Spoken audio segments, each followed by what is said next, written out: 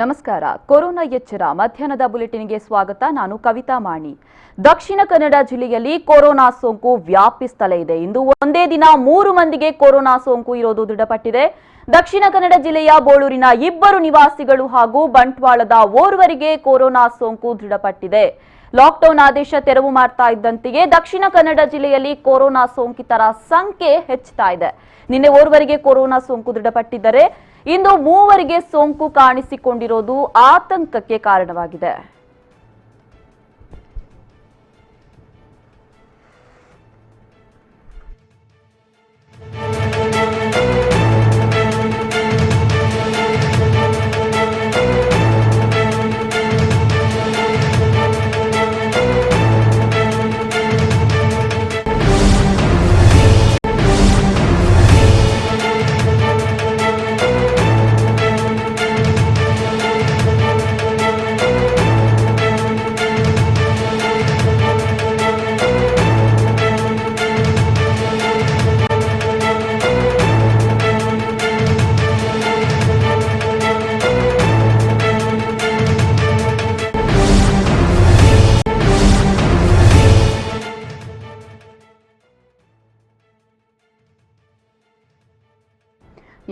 COVID-19 ಸೋಂಕು ಜಿಲ್ಲೆಯ ಮತ್ತೆ 3 ದೇಹ ಸೇರಿದೆ. ಜಿಲ್ಲೆಯ ಸೋಂಕಿತರ ಸಂಖ್ಯೆ ದಿನದಿಂದ ದಿನಕ್ಕೆ ಏರ್ತಲೇ ಇರೋದು ಜಿಲ್ಲಾಡಳಿತದ ಚಿಂತೆಗೆ ಕೂಡ ಕಾರಣವಾಗಿದೆ.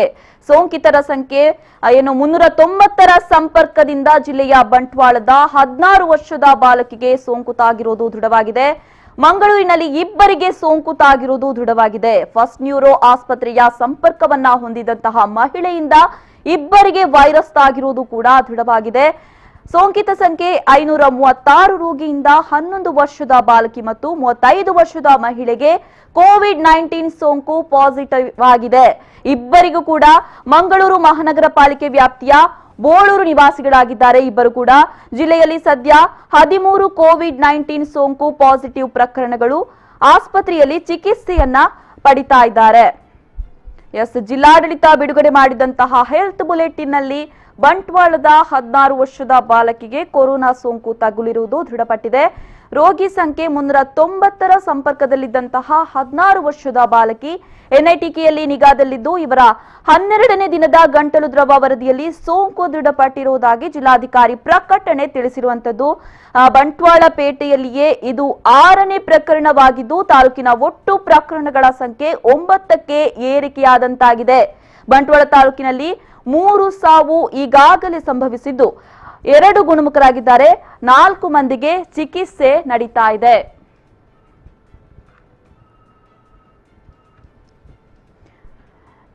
ಈ ಬಗ್ಗೆ ಹೆಚ್ಚಿನ ಮಾಹಿತಿಯನ್ನ ನೀಡ್ತಾರೆ ನಮ್ಮ ಪ್ರತಿನಿಧಿ ನಾಗೇಶ್ ಕಾವೂರು. ಹಲೋ ನಾಗೇಶ್. ಕವಿತಾ, ಲಾಕ್ಡೌನ್ ಸಡಿಲಿಕೆ ಆದ ಬೆನ್ನಲ್ಲೇ ನಿನ್ನೆ 1 ಪಾಸಿಟಿವ್ ಪ್ರಕರಣ ಪತ್ತೆಯಾಗಿತ್ತು. ಇವತ್ತು ಮತ್ತೆ 3 ಪ್ರಕರಣ ಪತ್ತೆಯಾಗಿದೆ. ಏನಿದೆ ಈ ಬಗ್ಗೆ ಹೆಚ್ಚಿನ ಮಾಹಿತಿ?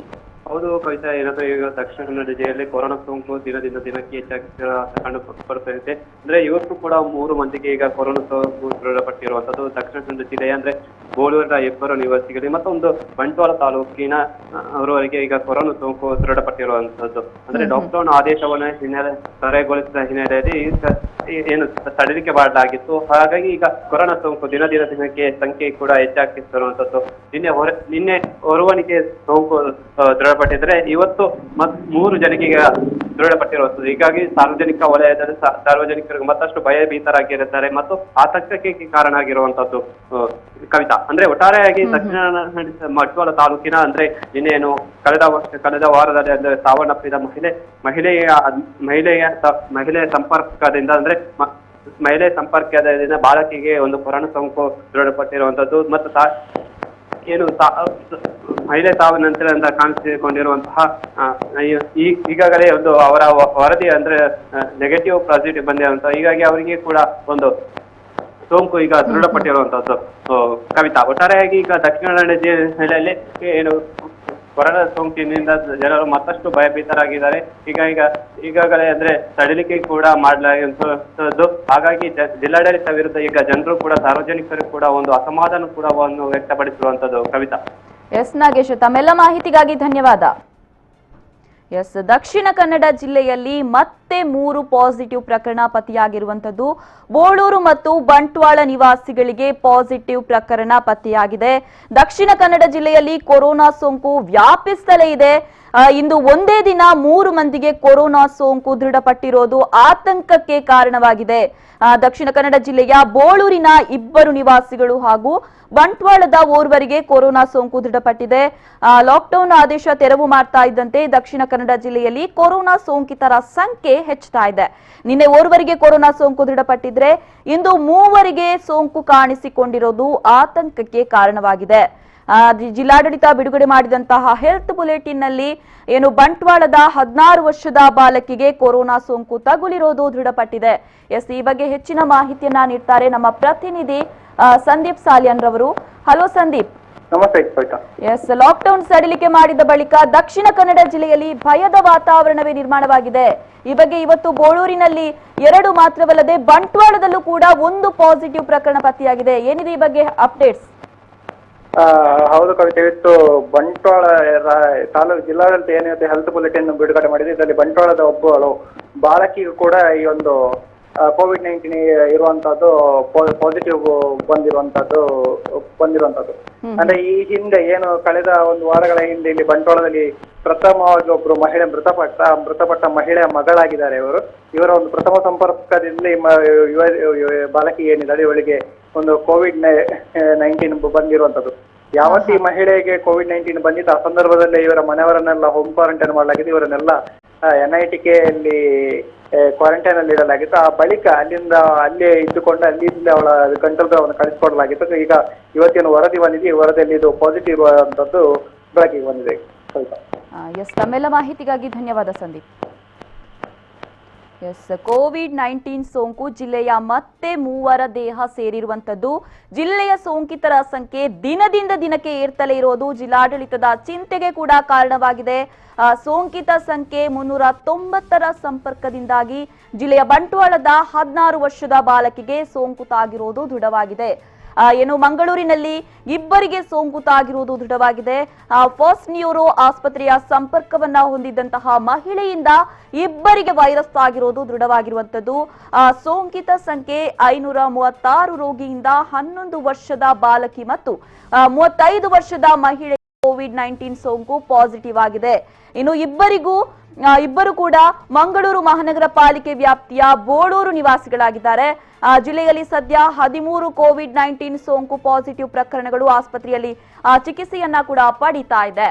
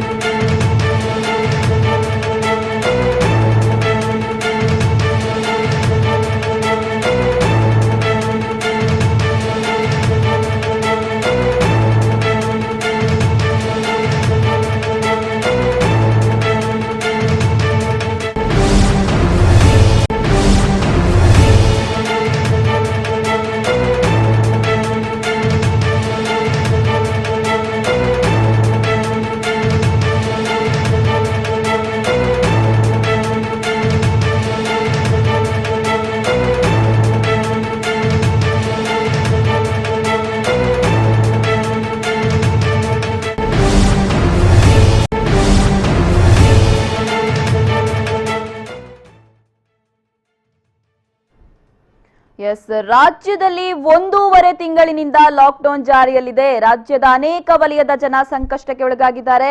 ರಾಜ್ಯಕ್ಕೆ 1610 ಕೋಟಿ ರೂಪಾಯಿ ವಿಶೇಷ ಪ್ಯಾಕೇಜ್ ಅನ್ನ ಸಿಎಂ ಬಿಎಸ್ವೈ ಅವರು ಘೋಷಣೆ ಮಾಡಿದ್ದಾರೆ. ಏನು ದುಡಿಮೆ ಇಲ್ಲದೆ ನಷ್ಟವಾಗಿದ್ದು ಈ ವರ್ಗದ ಜನರನ್ನ ಮತ್ತೆ ಆರ್ಥಿಕವಾಗಿ ಮುನ್ನೆಲೆಗೆ ತರುವ ಸಲುವಾಗಿ ಮುಖ್ಯಮಂತ್ರಿ ಬಿಎಸ್ ಯಡಿಯೂರಪ್ಪ ಇಂದು ವಿಶೇಷ ಆರ್ಥಿಕ ಪ್ಯಾಕೇಜ್ ಬಿಡುಗಡೆ ಮಾಡಿದ್ದಾರೆ.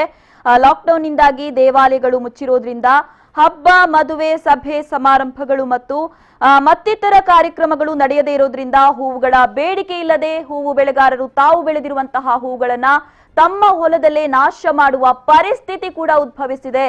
ಒಟ್ಟಾರೆ 11,687 ಹೆಕ್ಟೇರ್ ವಿಸ್ತೀರ್ಣದಲ್ಲಿ ಬೆಳೆದಿರುವಂತಹ ಹೂವುಗಳು ಮಾರಾಟವಾಗದೆ ರೈತರಿಗೆ ನಷ್ಟವಾಗಿದೆ. ಇದರಿಂದಾಗಿ ಎಲ್ಲಾ ರೀತಿಯ ಹೂವುಗಳು ಬೆಳೆದಿರುವ ರೈತರಿಗೆ ನೆರವಾಗಲು ನಮ್ಮ ಸರ್ಕಾರ ಹೆಕ್ಟೇರ್ಗೆ ಗರಿಷ್ಠ 25,000 ರೂಗಳಂತೆ ಪರಿಹಾರವನ್ನ ಘೋಷಿಸುತ್ತೆ ಅಂತ ಸಿಎಂ ತಿಳಿಸಿದ್ದಾರೆ. ಈ ವರ್ಷ ರಾಜ್ಯದಲ್ಲಿ ತರಕಾರಿ ಮತ್ತು ಹಣ್ಣುಗಳು ಇಳುವರಿಯು ಉತ್ತಮವಾಗಿದೆ. ಆದ್ರೆ ಕೋವಿಡ್-19 ನಿಂದಾಗಿ ಆಗಿರುವಂತಹ ರಾಷ್ಟ್ರಾದ್ಯಂತ ಲಾಕ್ಡೌನ್ ನಿಂದಾಗಿ ರೈತರು ತಮ್ಮ ಬೆಳೆಗಳಿಗೆ ಸೂಕ್ತ ದರಗಳನ್ನ ಪಡೆಯಲು ಸಾಧ್ಯವಾಗಿರೋದಿಲ್ಲ. ನಷ್ಟಕ್ಕೆ ಒಳಗಾಗಿರುವಂತಹ ತರಕಾರಿ ಹಾಗೂ ಹಣ್ಣು ಬೆಳೆಗಾರರಿಗೆ ಸೂಕ್ತ ಪರಿಹಾರವನ್ನ ನೀಡುವ ಬಗ್ಗೆ ಪ್ಯಾಕೇಜ್ ಅನ್ನ ಘೋಷಣೆ ಮಾಡಲಾಗುವುದು ಅಂತ ಸಿಎಂ ಬಿಎಸ್ವೈ ಹೇಳಿದ್ದಾರೆ. ಇನ್ನು ಕೋವಿಡ್-19 ನಿಂದಾಗಿ ರೈತರಷ್ಟೇ ಅಲ್ಲದೆ ಪಟ್ಟಣದ ಹಾಗೂ ಗ್ರಾಮೀಣ ಪ್ರದೇಶಗಳಲ್ಲಿ ಅಗಸರ ಹಾಗೂ ಕ್ಷೌರಿಕರ ವೃತ್ತಿಯಲ್ಲಿ ತೊಡಗಿರುವವರು 1.5 ತಿಂಗಳಿಗೆ ಮೇಲ್ಪಟ್ಟು ತಮ್ಮ ಕಸುಬನ್ನ ನಡೆಸಲಾಗದೆ ತಮ್ಮ ದೈನಂದಿನ ಆದಾಯವನ್ನ ಕಳೆದುಕೊಂಡಿದ್ದಾರೆ.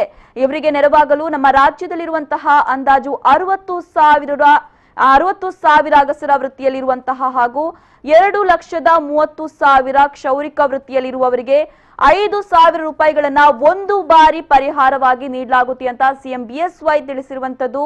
ಹಾಗೆಯೇ ಆಟೋ ರಿಕ್ಷಾ ಹಾಗೂ ಟ್ಯಾಕ್ಸಿ ಚಾಲಕರು ತಮ್ಮ ದೈನಂದಿನ ಉದ್ಯೋಗವನ್ನ ನಡೆಸಲಾಗದೆ ತಮ್ಮ ಆದಾಯವನ್ನ ಕೂಡ ಕಳೆದುಕೊಂಡಿದ್ದಾರೆ. ನಮ್ಮ ರಾಜ್ಯದಲ್ಲಿರುವಂತಹ ಇಂತಹ 7,75,000 ಚಾಲಕರಿಗೆ ಒಂದು ಬಾರಿ ಪರಿಹಾರವಾಗಿ 5,000 ರೂಪಾಯಿಗಳನ್ನ ಘೋಷಣೆ ಮಾಡಲಾಗಿದೆ. ಅತಿ ಸಣ್ಣ ಮತ್ತು ಉದ್ದಿಮೆಗಳನ್ನ ನಡೆಸುವಂತಹ ಉದ್ದಿಮೆದಾರರು ತಮ್ಮ ಉದ್ದಿಮೆಗಳನ್ನ ತೆರೆಯಲಾಗಿದೆ ಹಾಗೂ ತಮ್ಮ ಉತ್ಪನ್ನಗಳನ್ನ ಸಾಗಿಸಿ ಮಾರಾಟ ಮಾಡಲಾಗದೆ ನಷ್ಟವನ್ನ ಅನುಭವಿಸಿದ್ದಾರೆ. ಹಾಗೆಯೇ ಮುಂದಿನ ದಿನಗಳಲ್ಲಿ ವಹಿವಾಟು ಚೇತರಿಕೆಯಾಗಲು ಕೆಲವು ತಿಂಗಳ ಸಮಯ ಬೇಕಾಗಿರೋದ್ರಿಂದ ಇವರಿಗೆ ಸರ್ಕಾರ ನೆರವು ನೀಡೋದು ಅನಿವಾರ್ಯವಾಗಿದೆ. ಆದ್ರಿಂದಾಗಿ ಅತಿ ಸಣ್ಣ ಹಾಗೂ ಉದ್ದಿಮೆಗಳ ವಿದ್ಯುತ್ ಬಿಲ್ಲಿನ ಫಿಕ್ಸ್ಡ್ ಚಾರ್ಜ್ ಅನ್ನ 2 ತಿಂಗಳ ಅವಧಿಗೆ ಪೂರ್ತಿಯಾಗಿ ಮನ್ನಾ ಮಾಡಲಾಗುತ್ತೆ. ಬೃಹತ್ ಕೈಗಾರಿಕೆಗಳಿಗೆ ಅವರು ವಿದ್ಯುತ್ ಇಲ್ಲಿನ ಫಿಕ್ಸ್ಡ್ ಚಾರ್ಜ್ ನ ಪಾವತಿಯನ್ನ 2 ತಿಂಗಳ ಅವಧಿಗೆ ಯಾವುದೇ ಬಡ್ಡಿ ಅಥವಾ ದಂಡವಿಲ್ಲದೆ ಬಡ್ಡಿ ರಹಿತವಾಗಿ ಮುಂದೂಡಲಾಗುವುದು ಅಂತ ಸಿಎಂ ಬಿಎಸ್ವೈ ಹೇಳಿರುವಂತದ್ದು. ನಿಗದಿತ ಸಮಯದೊಳಗೆ ವಿದ್ಯುತ್ ಬಿಲ್ಲಿನ ಮೊತ್ತವನ್ನ ಪಾವತಿಸುವ ಗ್ರಾಹಕರಿಗೆ ಪ್ರೋತ್ಸಾಹ ರಿಯಾಯಿತಿಯನ್ನ ನೀಡಲಾಗುತ್ತೆ. ವಿಳಂಬ ಪಾವತಿಗಾಗಿ ವಿದ್ಯುತ್ ಬಿಲ್ಲಿನ ಮೊತ್ತದ ಮೇಲೆ ವಿಧಿಸುವಂತಹ ಬಡ್ಡಿಯನ್ನ ಕಡಿಮೆಗೊಳಿಸಲಾಗುತ್ತೆ. ಹಾಗೆಯೇ ವಿದ್ಯುತ್ ಬಿಲ್ಲಿನ ಮೊತ್ತವನ್ನ ಪಾವತಿಸುವ ಗ್ರಾಹಕರಿಗೆ ಪ್ರೋತ್ಸಾಹ ಧನವನ್ನ ಕೂಡ ನೀಡಲಾಗುತ್ತೆ. ಕಂದಾಯ ಬಾಕಿ ಮೊತ್ತವನ್ನ ಕಂತುಗಳಲ್ಲಿ ಅಥವಾ ಭಾಗವಾಗಿ ಪಾವತಿಸಲು ಅವಕಾಶವನ್ನ ಕೂಡ ಕಲ್ಪಿಸಲಾಗುತ್ತೆ ಅಂತ ಸಿಎಂ ಬಿಎಸ್ವೈ ಹೇಳಿರುವಂತದ್ದು.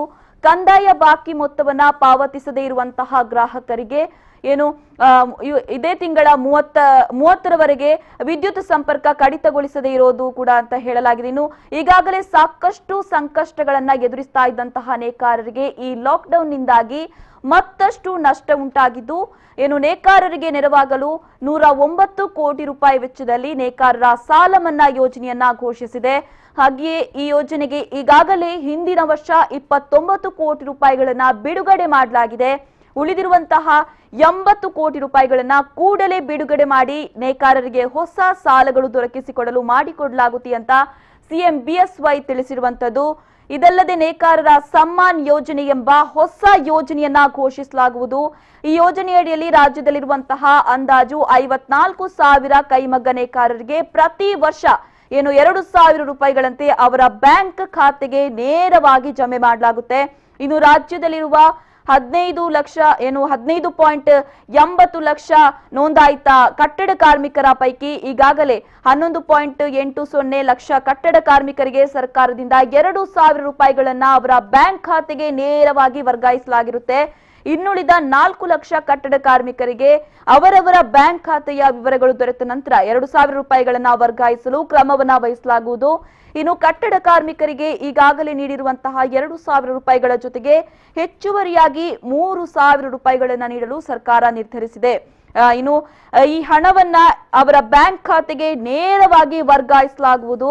ಮೇಲ್ಕಂಡ ಎಲ್ಲಾ ಪರಿಹಾರ ಸೌಲಭ್ಯಗಳನ್ನ ಅಂದಾಜು 1,610 ಕೋಟಿ ರೂಪಾಯಿ ವೆಚ್ಚದಲ್ಲಿ ಮಾಡಲಾಗುವುದು ಅಂತ ಮುಖ್ಯಮಂತ್ರಿ ಬಿಎಸ್ ಯಡಿಯೂರಪ್ಪ ಅವರು ತಿಳಿಸಿರುವಂತದ್ದು.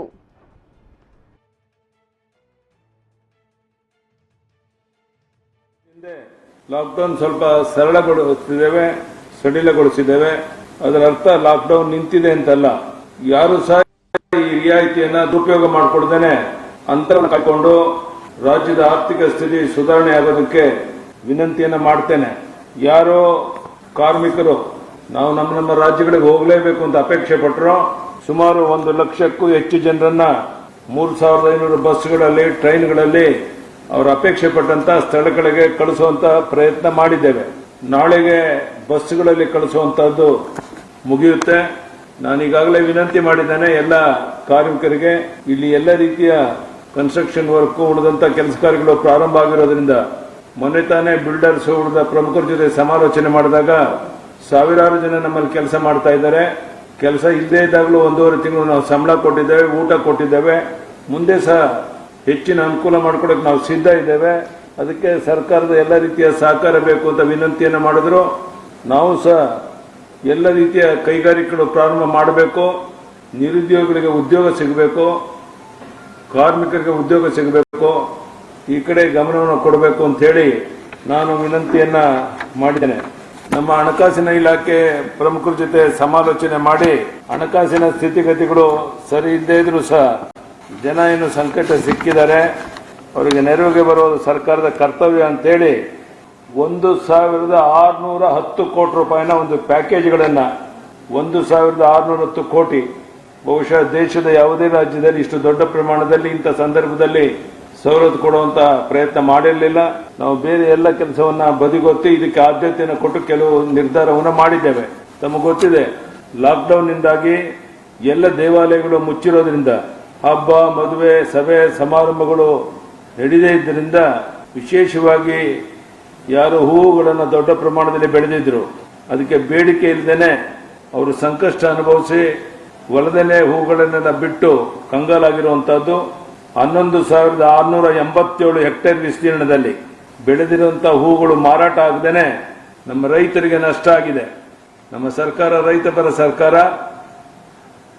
ಈ ಸಂಕಷ್ಟವನ್ನು ಅರ್ಥ ಮಾಡಿಕೊಂಡು ಎಲ್ಲ ರೀತಿಯ ಹೂವನ್ನ ಬೆಳೆದಿರುವಂತಹ ರೈತರಿಗೆ ನೆರವಾಗಲು ನಮ್ಮ ಸರ್ಕಾರ 1 ಹೆಕ್ಟೇರ್ಗೆ 25,000 ರೂಪಾಯಿನಂತೆ, ಅಂದ್ರೆ ಗರಿಷ್ಠ 1 ಹೆಕ್ಟೇರ್ಗೆ ಮಾತ್ರ 25,000 ರೂಪಾಯಿನ ಪರಿಹಾರವನ್ನ ಕೊಡಬೇಕು ಅನ್ನುವಂತ ತೀರ್ಮಾನವನ್ನ ಕೈಗೊಂಡಿದ್ದೇವೆ.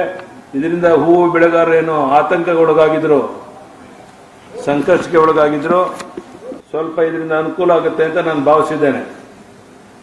ನಮ್ಮ ಹಣಕಾಸಿನ ಇತಿಮಿತಿಯಲ್ಲಿ ಈ ತೀರ್ಮಾನವನ್ನು ಕೈಗೊಂಡಿದ್ದೇವೆ. ನಾವು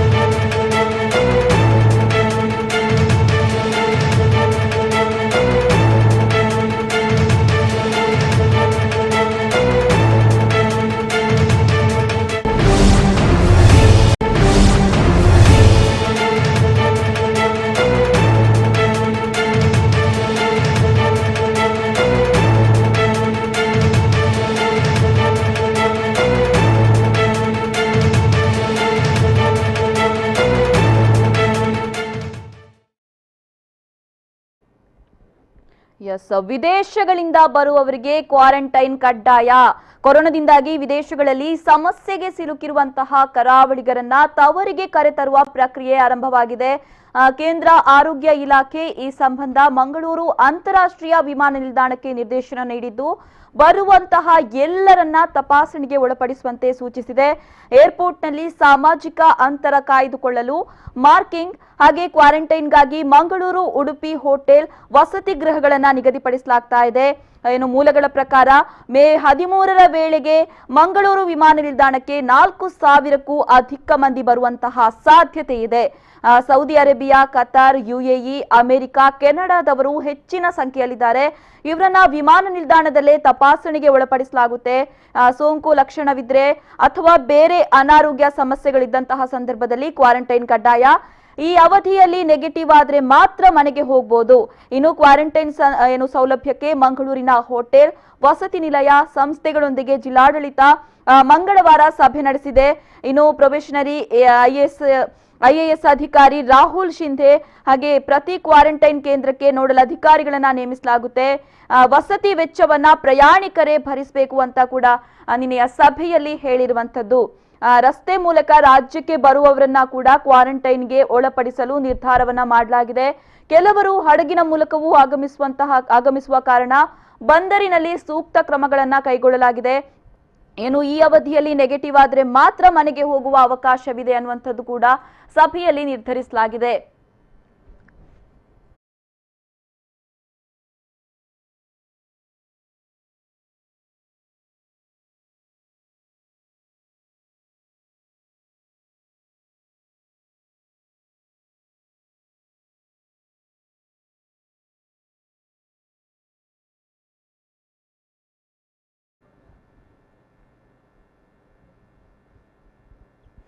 ಇವಿಷ್ಟು ಈ ಕ್ಷಣದ ಅಪ್ಡೇಟ್ಸ್. ನಿರಂತರವಾದ ಸುದ್ದಿ, ಮಾಹಿತಿ, ಮನೋರಂಜನೆಗಾಗಿ ನೋಡ್ತಾ ಇರಿ V4 ನ್ಯೂಸ್. ಮುನ್ನುಡಿ ಮುನ್ನಡೆಗಾಗಿ.